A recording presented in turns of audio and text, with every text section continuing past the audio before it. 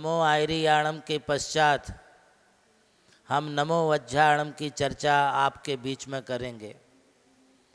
नमो आयरियाणम में आचार्य परमिष्टि को नमस्कार किया जाता है और अड़ाई दीप में विद्यमान उन समस्त आचार्यों के लिए नमोस्तु होता है जो अपने संघ, साहित्य, समाज और संस्कृति के उन्नयन के लिए जो समर्पित रहते हैं। आचार्य किसी एक शिष्य का नहीं, आचार्य किसी एक परिवार और समाज का नहीं, आचार्य कोई एक पंथ का नहीं, आचार्य कोई एक साहित्य विशेष का नहीं, बल्कि आचार्य वह होता है जो समूचे संघ एवं संघ परंपरा को, आचार्य परंपरा को अक्षुण्ण रूप से चली आई इस अजस्त्र धारा को जो लेकर के चलता है। आचार्य वह होता है जो अपने मन से नहीं बल्कि भगवान महावीर स्वामी और उनकी आचार्य परंपरा को जो लेकर के चलता है वह आचार्य होता है। आचार्य का मतलब किसी पंथ में बढ़ जाना, किसी पंथों में बांट देना। आचार्य का मतलब कोई संतवाद को पैदा करना, यह आचार्य का लक्षण नहीं है। आचार्य सार्वभौमिक होता है। आचार्य के विचार बड़े उदात्त होते हैं। आचार्य परमिष्टि भगवान महावीर और उनकी आचार्य परंपरा को लेकर के चलने वाले होते हैं। यह कहना अनुचित है कि वे अपने शिष्य के आचार्य हैं। यदि तुम शिष्य और संघ के आचार्य हो तो तुम्हें अपने शिष्य और संघ के लिए भी भगवान महावीर और उनकी आचार्य एवं आगम परंपरा का बोध कराना होगा, तब तुम आचार्य कहलाने के योग्य हो। आचार्य का मतलब किसी एक परिवार और समाज विशेष से बंध करके चलने का नहीं है। आचार्य का मतलब होता है जो समूची समाज को लेकर के चले, समूची समाज के लिए जो प्रबोधन देने का काम करे, वो आचार्य कहलाता है। हम किसी एक समाज विशेष को पकड़ लिए, ये हमारी ये तुम्हारी करने लगे, इससे तो समाज बटेगी, समाज में बिखराव पैदा होगा, समाज टूटेगी, समाज दूर दूर होगी। जबकि हम एक ही माला के मणि हैं। यदि कोई भी मणि को अलग कर दिए जाएंगे, माला बिखर जाएगी, तो वे सारे मोती अलग अलग हो जाएंगे, उनकी शोभा नहीं रहेगी। आचार्य का कर्तव्य होता है कि संपूर्ण समाज को माला की मणि के समान एक धागे में पिरो करके रखें। वो समाज को प्रबोधन करते हैं, सामाजिक धर्म को भी आगम के अनुसार बताते हैं। हमारा परिवार ऐसा करता है, हमारी समाज ऐसी करती है, हमारी ये परिवार की परिपाटी ऐसी, समाज की परिपाटी है।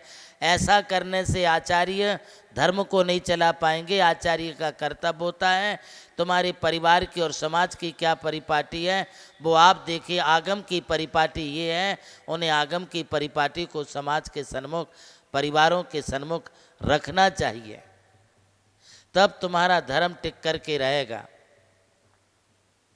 आज हमारी संस्कृति चाहे उत्तर की हो या दक्षिण की हो, पूरब की हो या पश्चिम की हो, सारी संस्कृति हमारी एक मूल परंपरा अनुसार चली आ रही है। उस संस्कृति को हमारे लिए उसी रूप में आगे बढ़ाना चाहिए। हम साहित्यों का भेद ना करें। भगवान महावीर स्वामी के पश्चात धरसेनाचार्य ने भूत बलि पुष्पदंत आचार्य के लिए जो ज्ञान दिया और सठखंडागम में जो लिपिबद्ध किया गया, एवं गुणधर स्वामी ने जो कसाय पाउट की रचना की, यति वृषभाचार्य ने तिलोय पन्नति की रचना की, उनके उपरांत आचार्य कुंद कुंद उमा स्वामी, समंत भद्र, वीर सेन, पूज्यपाद भट्टा, अकलंक देव आचार्य आदि आचार्यों का जो आगम है उसे भी हम उसी रूप में ले करके संघ में, समाज में प्रबोधन का काम करें, वो एक आचार्य होता है। और ऐसे उन आचार्यों के लिए नमो आर्याणम इस पद में नमस्कार किया गया है।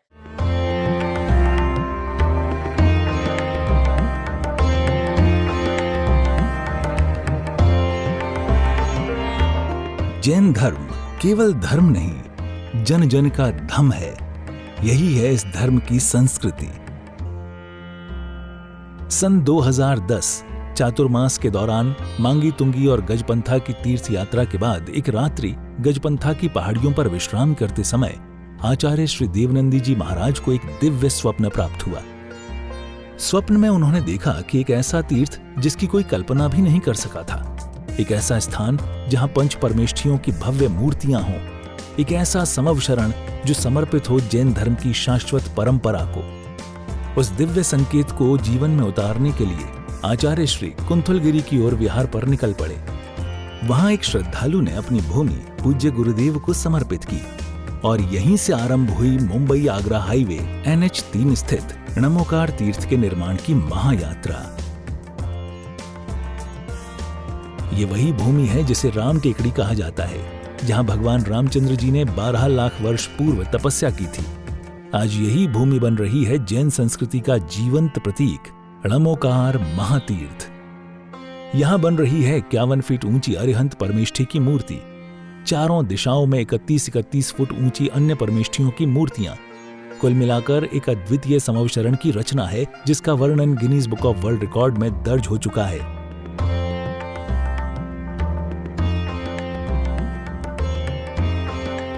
इस भव्य मंदिर जी में स्थापित किए जा रहे हैं 24 तीर्थंकरों के 24 मंदिर, पंचमेरु, नंदीश्वर द्वीप, नवदेवता और 64 रिद्धि मंदिर, सप्तऋषि मंदिर और गोमटेश्वर बाहुबली, संमेद शिखर जी की झलक और क्षेत्रपाल मंदिर।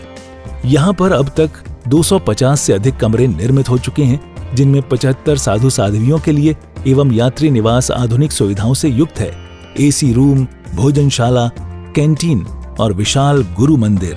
रणमोकार तीर्थ का भूमि पूजन 8 फरवरी 2014 को संपन्न किया गया था और आज लगभग 10 लाख स्क्वायर फीट से अधिक निर्माण पूर्ण हो चुका है और अब यह दिव्य तीर्थ अपने चरम आयोजन की ओर अग्रसर है।